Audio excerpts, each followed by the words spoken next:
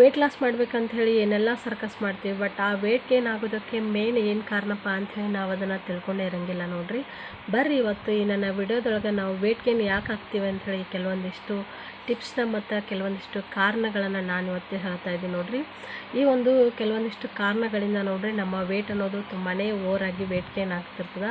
ಈ ಒಂದು ಕೆಲವೊಂದಿಷ್ಟು ಮಿಸ್ಟೇಕನ್ನು ನಾವು ಸರಿ ಮಾಡ್ಕೊಂಡೆಪ್ಪ ಅಂತಂದ್ರೆ 100% ಆಗಿ ನಮ್ಮದು ವೆಯ್ಟ್ ಲಾಸ್ ಆಗುತ್ತೆ ಅಂತ ಹೇಳ್ತೀನಿ. Hello friends, welcome back to my channel. ನಾನು ಸಂಗೀತ. ಎಲ್ಲರೂ ಹೆಂಗದಿರಿ? ಆರಾಮದಿರೇನ್ರಿ? ನಾನು ಕೂಡ ಆರಾಮದಿ ನೋಡ್ರಿ. ಇನ್ನೂ ಯಾರಾದರೂ ನನ್ನ ಚಾನಲ್ನ ಸಬ್ಸ್ಕ್ರೈಬ್ ಮಾಡದೆ ನೋಡ್ತಾ ಇದ್ದರೆ ಪ್ಲೀಸ್ ನನ್ನ ಚಾನಲ್ನ ಸಬ್ಸ್ಕ್ರೈಬ್ ಮಾಡ್ಕೊಂಡು ನೋಡಿರಿ, ಸಪೋರ್ಟ್ ಮಾಡಿರಿ. ಇವಾಗಿನ ಜೈಮಾನ ಹೆಂಗೈತಪ್ಪ ಅಂತಂದ್ರೆ ನೋಡ್ರಿ, ಇವಾಗಿಂದು ಏನಿದು ಸಿಚುವೇಶನ್ ಹೆಂಗೈತಪ್ಪ ಅಂತಂದ್ರೆ ಎಲ್ಲರೂ ಕೂಡ ಹೆಲ್ತ್ ಬಗ್ಗೆ ತುಂಬಾ ವಿಚಾರಣೆ ಮಾಡ್ತಾರೆ. ಯಾವುದೇ ಒಂದು ಫುಡ್ ತೊಗೋಬೇಕಾಗಿತ್ತು ಅಂದ್ರೆ ನೋಡ್ರಿ ವಿಚಾರಣೆ ಮಾಡಿಕೊಂಡು ತೊಗೋತಾರೆ. ಬಟ್ ಇವಾಗ ಹೆಚ್ಚಾಗಿ ಕಾಡ್ತಿರುವಂಥದ್ದು ನೋಡ್ರಿ ಏನಪ್ಪ ಅಂತಂದ್ರೆ ವೆಯ್ಟ್ ಗೇನ್ ಆಗಿರೋದು ಮತ್ತು ವೆಯ್ಟ್ ಲಾಸ್ ಮಾಡ್ಕೋಬೇಕು ಅನ್ನೋದು ನೋಡ್ರಿ. ಇಷ್ಟೆಲ್ಲ ಇದ್ರೊಳಗೂ ಕೂಡ ಎಷ್ಟೋ ಜನ ನೋಡ್ರಿ ವೆಯ್ಟ್ ಲಾಸ್ ಮಾಡ್ಬೇಕಂಥೇಳಿ ಸಾಕಷ್ಟು ಇವಾಗ ಪ್ರಾಡಕ್ಟ್ ಅದೆಲ್ಲ ತೊಗೊಂಡ್ಬಿಟ್ಟು ವೆಯ್ಟ್ ಲಾಸನ್ನು ಮಾಡ್ತಾರೆ. ಬಟ್ ಅದು 100% ಆಗಿ ಸೇಫ್ ಅಲ್ಲ ನೋಡ್ರಿ. ನಮ್ಮ ಮನೆ ಊಟನೇ ನಾವು ಅದನ್ನೇ ಸ್ವಲ್ಪ ಡಯಟಿಗೆ ಕನ್ವರ್ಟ್ ಮಾಡಿಕೊಂಡು ಹೆಲ್ದಿ ವರ್ಷನಿಂದ ನಾವು ವೆಯ್ಟ್ ಲಾಸನ್ನು ಮಾಡ್ತಾ ಬಂದೀವಂದ್ರೆ 100% ಆಗಿ ವೆಯ್ಟ್ ಲಾಸ್ ಆಗುತ್ತೆ ಅಂತ ಹೇಳ್ತೀನಿ ನೋಡ್ರಿ. ಇವಾಗ ನಂದೇ ನೋಡ್ತಿರ್ಬೋದು ನೀವು, 80 kgಯಿಂದ ಇವಾಗ ನಂದು ವೆಯ್ಟ್ ಬಂದುಬಿಟ್ಟು 70 kg ಆಗಿದೆ ನೋಡ್ರಿ.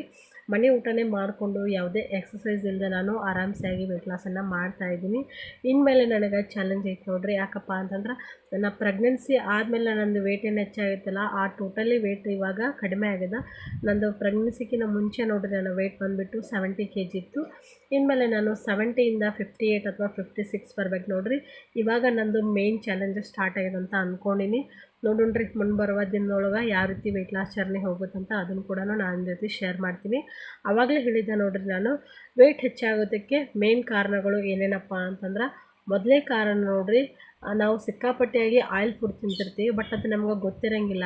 ಆ ರೀತಿ ಏನೇ ಒಂದು ಎಲ್ಲೇ ಹೋದ್ರೂ ಸಮಯಕ್ಕೆ ನಾವು ಈ ರೀತಿ ಬಜ್ಜಿ ತಿನ್ನೋದು, ಚಿಪ್ಸ್ ತಿನ್ನೋದು, ಮತ್ತು ಇವಾಗ ಗೋಬಿ ಆಗಿರ್ಬೋದು ಮತ್ತು ಪಾನಿಪುರಿ ಈ ರೀತಿ ಏನೆಲ್ಲ ತಿಂತಿರ್ತೀವಲ್ಲ, ಅವಾಗ ನಾವು ಬಾಯಿ ರುಚಿಗೆ ಒಂದೆರಡು ತಿಂದರೆ ಏನು ಅನ್ಸಂಗಿಲ್ಲ. ಅದು ಆ ಟೇಸ್ಟಿ ಆಗಿದೆ ಅಂತೇಳಿ ಮತ್ತೇನು ಹೆಚ್ಚಿಗೆ ತಿಂತಾ ಹೋಗ್ತೀವಲ್ಲ, ಅದು ನಮ್ಗೆ ವೆಯ್ಟ್ ಗೇನ್ ಆಗೋದಕ್ಕೆ ಹೆಲ್ಪ್ ಮಾಡ್ತದೆ ನೋಡ್ರಿ. ಈ ರೀತಿ ತಿಂತಾ ಇರೋದ್ರಿಂದ ಆಯಿಲಿ ಫುಡ್ಡು ಹೆಚ್ಚಾಗಿ ತಿನ್ನೋದ್ರಿಂದ ನಮ್ಮದು ವೆಯ್ಟ್ ಅನ್ನೋದು ಹೆಚ್ಚಾಗ್ತಿರ್ತದೆ. ಆಲ್ಮೋಸ್ಟ್ ನೋಡ್ರಿ ನಾವು ಇವಾಗ ಆಯಿಲ್ ಫುಡ್ ಅನ್ನೋದು ಅವಾಯ್ಡ್ ಮಾಡಬೇಕು.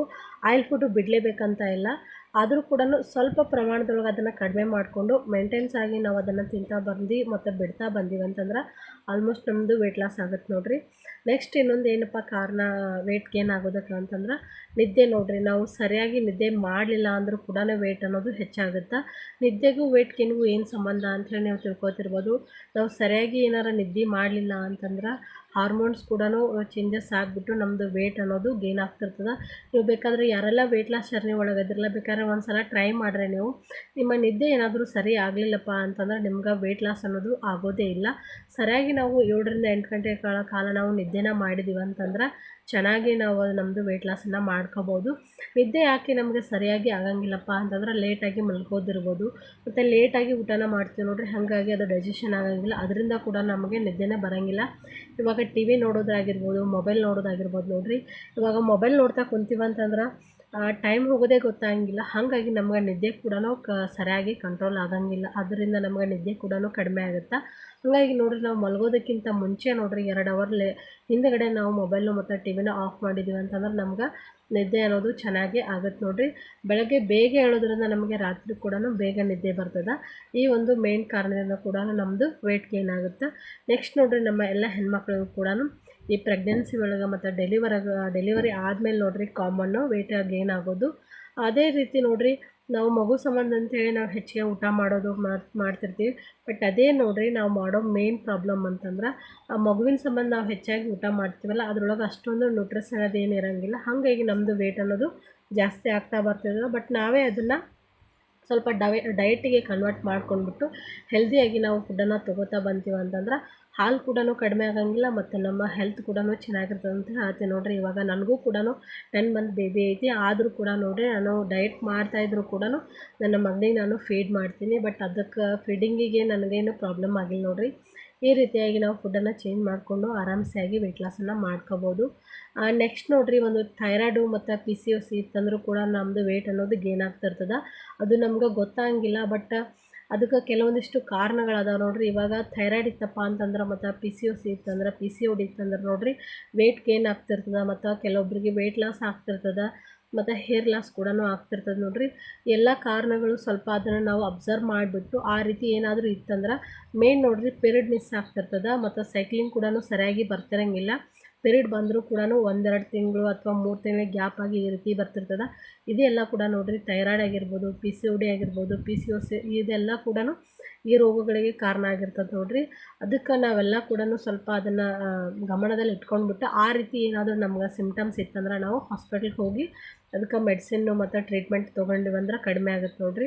ಒಂದು ವೇಳೆ ನೋಡ್ರಿ ನಮ್ಗೆ ಅದೇನೋ ಗೊತ್ತಾಗ್ಲಾರೆ ನಾವು ಏನೋ ಆರಾಮೇ ಇದ್ದೀವಿ ಅಂತೇಳಿ ನಾವು ತಿಳ್ಕೊಂಡೀವಿ ಅಂತಂದ್ರೆ ನಮ್ಮದು ವೆಯ್ಟ್ ಗೇನ್ ಆಗ್ತಿರ್ತದೆ, ಬಟ್ ಅದು ನಮ್ಗೆ ಗೊತ್ತಾಗಿಲ್ಲ. ಹಾಗಾಗಿ ನೋಡ್ರಿ ಮೇನ್ ನೋಡ್ರಿ ಸೈಕಲ್ ಏನಾದರೂ ಸ್ವಲ್ಪ ಮಿಸ್ ಆಗಿ ಬರ್ತಾಯಿತ್ತಂದ್ರೆ ಮತ್ತು 1 ಮಂತ್ ಬಿಟ್ಟು 1 ಮಂತ್ ಏನಾದರೂ ಈ ರೀತಿ ಬರ್ತಾಯಿತ್ತಂದ್ರೆ ನೋಡ್ರಿ ಹೋಗಿ ಡಾಕ್ಟ್ರನ್ನ ಕನ್ಸಲ್ಟ್ ಮಾಡಿರಿ. ಅವರು ಚೆಕಪ್ ಮಾಡಿ ಹೇಳಿದಾಗ ನಮ್ಗೆ ಗೊತ್ತಾಗುತ್ತೆ ನೋಡ್ರಿ. ಈ ರೀತಿ ಕೂಡ ನೋಡ್ರಿ ನಮ್ಮದು thyroid, P C O D ತಂದರೂ ಕೂಡ ನಮ್ಮದು ವೆಯ್ಟ್ ಗೇನ್ ಆಗ್ತಿರ್ತದೆ. ಒಂದೇ ಕಾರಣಕ್ಕಂತ ಹೇಳಕ್ಕೆ ಬರೋಂಗಿಲ್ಲ, ಸಾಕಷ್ಟು ಕಾರಣಗಳದಾವ ನೋಡ್ರಿ. ಇವಾಗ ನೀರು ಕೂಡ ನೋಡ್ರಿ ನಾವು ನೀರನ್ನು ಕೂಡ ಸರಿಯಾಗಿ ತೊಗೊಲಿಕ್ಕಂದ್ರೂ ಕೂಡ ನಮ್ಮದು ವೆಯ್ಟ್ ಗೇನ್ ಆಗುತ್ತೆ. ನಾವು ನೀರು ಕುಡಿದ್ರೆ ಅಲ್ರಿ ನಮ್ಮದು ಬಾಡಿಯಲ್ಲಿರೋಂಥ ಡಿಟಾಕ್ಸ್ ಹೊರಗೆ ಹೋಗುತ್ತೆ. ನಾವು ನೀರು ಏನಾದರೂ ಕಡಿಮೆ ಕುಡಿತಾ ಬಂದೀವಂದ್ರೆ ವೆಯ್ಟ್ ಲಾಸ್ ಆಗಂಗಿಲ್ಲ. ಈ ನಮ್ಮ ವೆಯ್ಟ್ ಲಾಸ್ ಒಳಗೆ ನೋಡ್ರಿ ಹೆಚ್ಚಾಗಿ ನಾವು ನೀರನ್ನು ಕುಡಿಬೇಕಾಗುತ್ತೆ. ನೀವು ಎಲ್ಲೇ ಹೋಗ್ರಿ, ಯಾವುದೇ ಹಾಸ್ಪಿಟ್ಲಿಗೆ ಹೋಗ್ರಿ, ಮತ್ತು ಯಾವುದೇ ಇವಾಗ ಕೋಚ್ ಹತ್ರ ಹೋದ್ರೂ ಕೂಡ ಅವ್ರು ಮೇನ್ ಹೇಳೋದು ಏನಪ್ಪ ಅಂತಂದ್ರೆ ಚೆನ್ನಾಗಿ ನೀರು ಕುಡೀರಿ, ನಿದ್ದೆ ಮಾಡಿರಿ, ಹೆಲ್ದಿ ಆಗಿರೋಂಥ ಫುಡ್ ತೊಗೊರಿ, ಜಾಸ್ತಿ ಫ್ರೂಟ್ಸು ಮತ್ತು ಸಲಾಡು ವೆಜಿಟೇಬಲ್ಸನ್ನು ತೊಗೊರಿ ಅಂತ ಹೇಳ್ತಾರೆ ನೋಡ್ರಿ. ಇದು ಬಿಟ್ಟು ಮತ್ತೇನು ಬೇರೆ ಹೇಳೋಂಗಿಲ್ಲ. ಇದೆಲ್ಲ ಕೂಡ ನೋಡ್ರಿ ನಾವು ಬ್ಯಾಲೆನ್ಸ್ ಆಗಿ ಮಾಡಿಕೊಂಡು ನಾವು ಒಂದು ನಮ್ಮ ಆಹಾರನ ತೊಗೊಂಡಿವಿ ಅಂತಂದ್ರೆ 100% ಆಗಿ ವೆಯ್ಟ್ ಲಾಸ್ ಆಗುತ್ತೆ ಅಂತ ಹೇಳ್ತೀನಿ ನೋಡ್ರಿ. ನಮ್ಮ ವೆಯ್ಟ್ ಗೇನ್ ಆಗೋದಕ್ಕೆ ನೋಡ್ರಿ ಸಾಕಷ್ಟು ಕಾರಣಗಳದಾವು. ಈ ಕಾರಣದೊಳಗೆ ನೋಡ್ರಿ ಯಾವುದೇ ಒಂದು ಕಾರಣ ಕೂಡ ನಮ್ಗೆ ನಾವು ಅದು ಸರಿಯಾಗಿ ಆಗಲಿಲ್ಲ ಅಂದರೂ ಕೂಡ ನಮ್ಮದು ವೆಯ್ಟ್ ಗೇನ್ ಆಗ್ತಿರ್ತದೆ. ಅದೇ ಎಲ್ಲ ಕೂಡ ನೋಡ್ರಿ ನಾವು ಅಬ್ಸರ್ವ್ನ ಮಾಡಿಕೊಂಡು ಯಾವುದಕ್ಕೆ ನಮ್ಮದು ವೆಯ್ಟ್ ಗೇನ್ ಆಗ್ತದೆ ಅಂಥೇಳಿ ನಾವು ಅದನ್ನು ತಿಳ್ಕೊಂಡು ಸರಿ ಮಾಡಿಕೊಂಡು ನಮ್ಮ ವೆಯ್ಟ್ ಲಾಸನ್ನು ಸ್ಟಾರ್ಟ್ ಮಾಡೋಣ ಅಂತ ಹೇಳ್ತೀನಿ ನೋಡ್ರಿ. ವೆಯ್ಟ್ ಲಾಸ್ ಮಾಡೋದು ಅದೇನು ದೊಡ್ಡ ಇದೇನಲ್ಲ ನೋಡ್ರಿ, ನಾವು ಮನಸ್ಸು ಮಾಡಿದ್ದೀವಿ ಅಂದ್ರೆ ಮಾಡ್ಬೋದು. ವೆಯ್ಟ್ ಲಾಸ್ ಅನ್ನೋದು ನೋಡ್ರಿ 1 ವಾರದೊಳಗೆ 2 ವಾರದೊಳಗೆ ಮಾಡ್ತೀವಿ ಅನ್ನಂಗಿರಂಗಿಲ್ಲ. ಯಾಕಪ್ಪ ಅಂತಂದ್ರೆ ನಮ್ಮ ಬಾಡಿಗೆ ನೋಡ್ರಿ ಅದು ಸೆಟ್ ಆಗಬೇಕು. ಇವಾಗ ನಾವು ವರ್ಕೌಟ್ ಮಾಡಿದ್ರು ಆಯಿತು, ವೆಯ್ಟ್ ಲಾಸ್ ಇವಾಗ ಫುಡ್ ಚಾಲೆಂಜ್ ಮಾಡಿದ್ರು ಕೂಡ ನೋಡ್ರಿ, ಇವಾಗ ಫುಡ್ ಡಯಟ್ ಮಾಡಿದರೂ ಕೂಡ ಏನಿಲ್ಲ ಅಂದರೂ ನೋಡ್ರಿ 4ರಿಂದ 5 ವಾರಗಳ ಕಾಲ ಅದು ಟೈಮ್ ತೊಗೊತದ ನಮ್ಮ ಬಾಡಿಗೆ ಸೆಟ್ ಆಗಬೇಕದು. ಅದು ಆದಮೇಲೆ ನಮ್ಗೆ ವೆಯ್ಟ್ ಲಾಸ್ ಅನ್ನೋದು ಸ್ಟಾರ್ಟ್ ಆಗುತ್ತೆ ನೋಡ್ರಿ. ಇವಾಗ ಅರ್ಜೆಂಟಿಂದ ನಾವು ಒಂದೇ ವಾರದೊಳಗೆ ವೆಯ್ಟ್ ಲಾಸ್ ಮಾಡಬೇಕಂತ ಅಂದ್ಕೊಂಡಿರ್ತಾರಲ್ಲ, ಅದು ಆಗೋದಕ್ಕೆ ಸಾಧ್ಯನೇ ಇಲ್ಲ, ಸ್ವಲ್ಪ ಟೈಮ್ ತೊಗೊತದ. ಇವಾಗ 10 kg 15 kg ನಾವು ವೆಯ್ಟನ್ನು ಗೇನ್ ಮಾಡೋದಕ್ಕೆ ಎಷ್ಟು ಟೈಮ್ ತೊಗೊತಿರ್ತದ, ಅದೇ 10 kg 15 kg ವೆಯ್ಟ್ ಲಾಸ್ ಮಾಡೋದಕ್ಕೆ ನೋಡ್ರಿ ಅದ್ರ ಡಬಲ್ ಟೈಮ್ ತೊಗೊತದ ಅಂತ ಹೇಳ್ತೀನಿ. ಕಷ್ಟ ಅದ ನೋಡ್ರಿ ವೆಯ್ಟ್ ಗೇನ್ ಮಾಡೋದಕ್ಕೆ. ಆರಾಮ್ಸಾಗಿ ನಾವು ವೆಯ್ಟ್ ಗೇನನ್ನು ಮಾಡ್ಕೋಬೋದು, ಬಟ್ ವೆಯ್ಟ್ ಲಾಸ್ ಮಾಡಬೇಕಾದ್ರೆ ತುಂಬಾ ಕಷ್ಟ ಐತಿ. ಇವಾಗ ಯಾರೆಲ್ಲ ಡಯಟ್ ಮಾಡ್ತಿರ್ತಾರಲ್ಲ ಅವ್ರಿಗೆ ಗೊತ್ತಿರ್ತದೆ ನೋಡ್ರಿ. ಇವಾಗ ನಾವು ಒಂದು ಪಾಯಿಂಟ್ ಕೂಡ ಕಡಿಮೆ ಆಗಬೇಕಂತಂದ್ರೆ ಎಷ್ಟೊಂದು ಕ್ಯಾಲರೀಸನ್ನು ಕಡಿಮೆ ಮಾಡಿಕೊಂಡು ಮತ್ತು ಫುಡ್ಡನ್ನು ಕಡಿಮೆ ಮಾಡಿಕೊಂಡು ನಾವು ಈ ರೀತಿಯಾಗಿ ಡಯಟನ್ನು ಮಾಡ್ತಿರ್ತೀವಿ. ಅದೇ ನೋಡ್ರಿ ಒಂದಿನ ಏನಾದರೂ ನಾವು ಆಯಿಲ್ ಫುಡ್ ಅದು ಏನಾದರೂ ತಿಂದೀವಪ್ಪ ಅಂತಂದ್ರೆ ಆಲ್ಮೋಸ್ಟ್ ನೋಡ್ರಿ 1ರಿಂದ 1.5 kg ಸಡನ್ನಾಗಿ ವೆಯ್ಟ್ ಗೇನ್ ಆಗಿಬಿಟ್ಟಿರ್ತದೆ. ಆವಾಗ ಫುಲ್ ಟೆನ್ಷನ್ ಆಗಿಬಿಟ್ಟಿರ್ತದೆ ನೋಡ್ರಿ. ಬಟ್ ಅದು ನೋಡ್ರಿ ತಾತ್ಕಾಲಿಕ, ಬಟ್ ಅದು ಆಮೇಲೆ ನಮ್ಗೆ ಕಡಿಮೆ ಆಗ್ತಾನೆ ಬರ್ತಿರ್ತದೆ. ಸಡನ್ಲಿ ನೋಡ್ರಿ ನಾವು ಇದೇ ರೀತಿ ಒಂದಿನ ತಿಂದಾಗೆ ನಮ್ದು ಏನಾದರೂ ವೆಯ್ಟ್ ಇಷ್ಟೊಂದು ಹೆಚ್ಚಾಗ್ತಿರ್ತದಲ್ಲ, ಬಟ್ ನಾವು ದಿನ ಮತ್ತು ವೀಕ್ಲಿ 1 ಟೈಮು ಮತ್ತು ವೀಕ್ಲಿ 2 ಟೈಮ್ ತಿಂತಾ ಬರ್ತಿರ್ತೀವಲ್ಲ, ಹಾಗಾಗಿ ನಮ್ಮದು ವೆಯ್ಟು ಸಡನ್ಲಿ ಗೇನ್ ಆಗ್ತಿರ್ತದೆ ನೋಡ್ರಿ.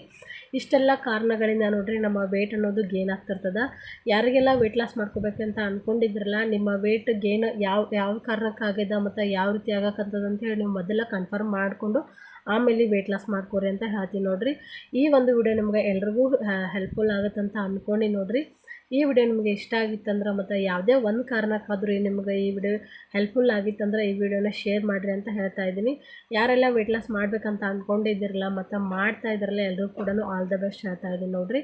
ನನ್ನ ಒಂದು ವೆಯ್ಟ್ ಲಾಸ್ ಜರ್ನಿ ಕೂಡ ಇವಾಗ ಚೆನ್ನಾಗಿ ಕೂಡ ನಡೆದೈತೆ ನೋಡ್ರಿ. ಬಟ್ ಇನ್ಮೇಲೆ ನೋಡ್ರಿ ನನ್ನದು ವೆಯ್ಟ್ ಲಾಸ್ ಜರ್ನಿ ಸ್ಟಾರ್ಟ್ ಆಗಿದೆ ಅಂತ ಹೇಳ್ತೀನಿ. ಯಾಕಪ್ಪ ಅಂತಂದ್ರೆ ಇವಾಗ ಆಲ್ಮೋಸ್ಟ್ ನಂದು 9ರಿಂದ 10 kg ವೆಯ್ಟ್ ಲಾಸ್ ಆಗಿದೆ. ಬಟ್ ಇನ್ನು ನಾನು 10 kg ಲಾಸ್ ಮಾಡ್ಕೋಬೇಕು ನೋಡ್ರಿ, ಅದು ಕಷ್ಟ ಐತಿ ಅಂತ ಇನ್ನೇನು ನಾನು 10 kg ವೆಯ್ಟ್ ಲಾಸ್ ಮಾಡ್ಕೋಬೇಕಲ್ಲ, ಅದು ನಂದು ಕಷ್ಟ ಐತೆ ಅಂತ ಅಂದ್ಕೊಂಡು ನೋಡ್ರಿ. ಯಾಕಪ್ಪ ಅಂತಂದ್ರೆ ಜಾಸ್ತಿ ಇರ್ತದಲ್ರಿ ವೆಯ್ಟ್, ಆವಾಗ ಸಡನ್ಲಿ ನಮ್ಮದು ವೆಯ್ಟ್ ಜಾಸ್ತಿ ಇತ್ತಂದ್ರೆ ವೆಯ್ಟ್ ಲಾಸ್ ಆಗೋದು ಕಾಮನ್ ನೋಡ್ರಿ. ಬಟ್ ಇವಾಗ 10 kg ಆಗಬೇಕಲ್ಲ, ಅದು ಕಷ್ಟ ಅಂತ ನನಗೆ ಅನ್ಸಾತದ. ನೋಡೋಣ್ರಿ ಎಷ್ಟಾಗುತ್ತಲ್ಲ ಅಷ್ಟು ಟ್ರೈನ ಮಾಡ್ತೀನಿ.